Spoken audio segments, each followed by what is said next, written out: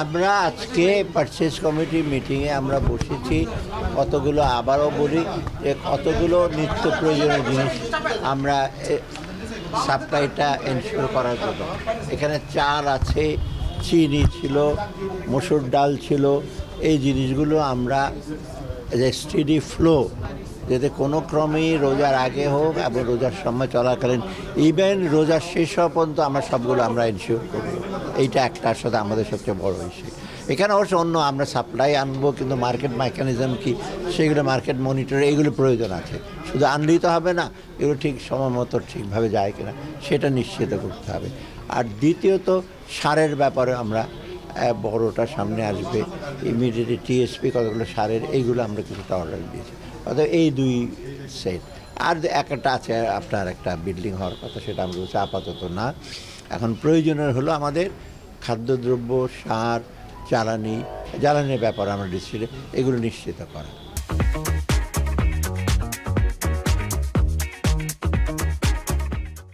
বন্ধের ব্যাপারে সে কারণে রেলের কিছু ইসে ছিল, তাদের কিছু কর্মচারীদের আমরা বেশ কয়েকদিন আগেই আমাদের তাদের যৌক্তিক যে সেগুলো আমরা দিয়েছি।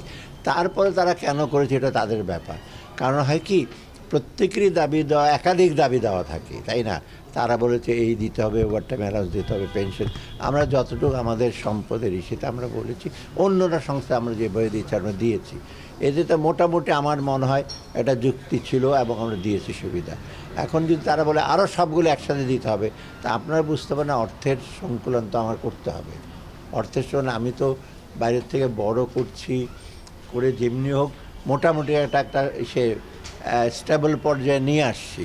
অতএব এখন যদি অন্য দাবি দাওয়াগুলো এগুলো দরকার হলে মন্ত্রণালয় এসে করবে।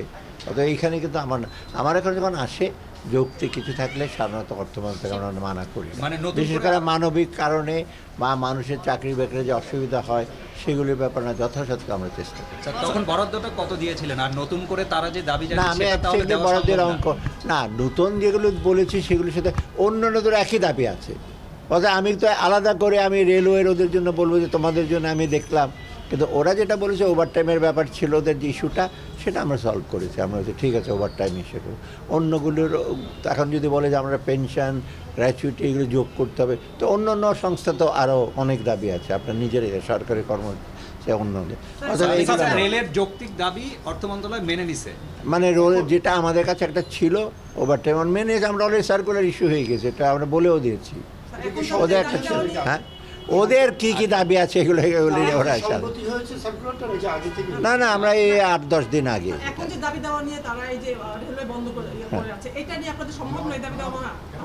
সেটা আমি কিছু বলতে পারবো না, সময় তো রেলওয়ে মন্ত্রী বলবে, রেলওয়ে অ্যাডভাইজার আসছে আমার কাছে আসবে। মহার্ঘ ভাতা এখন আমরা ডিসিশন নেই না এখনো কিছু। স্যার কেউ বলছে যে সিদ্ধান্তটা ঘোষণার পরেও সিদ্ধান্ত থেকে সরে আসছে সরকার। ঘোষণা কে দিল?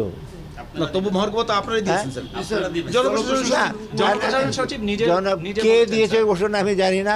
অর্থ মন্ত্রণালয়ের কাছে আসলে তো অর্থ মন্ত্রণালয় বলবে দেবো কি না দেবো কত, তারপরে ঘোষণা দেবে। গেছে, আমরা তো এখনো ঘোষণা দিইনি, আমি তো এখনো সিদ্ধান্ত দিইনি। সেটা এত টাকার অঙ্ক বলতে পারে না, কারণ এটা বহু আগে থেকে 2015 থেকে ওদের ব্যাপারে এটা কত রিজনেবল একটা কত ইসে ছিল। আজকে কত 10-11 বছর হয়ে গেছে, এবং আমরা পুরো পৃথিবীর অন্য দেশ যাচাই বাছাই করে তা আমরা দেখেছি বাংলাদেশেরটা one of the lowest allowance. অর্থাৎ আমরা যে হঠাৎ করে দিয়ে দিয়েছি তাদেরকে ওরা দাবি করে তা না, এবং যতটুকু চেয়েছে তাও তো দিই না, আমরা যুক্তির সাথে দিয়েছি।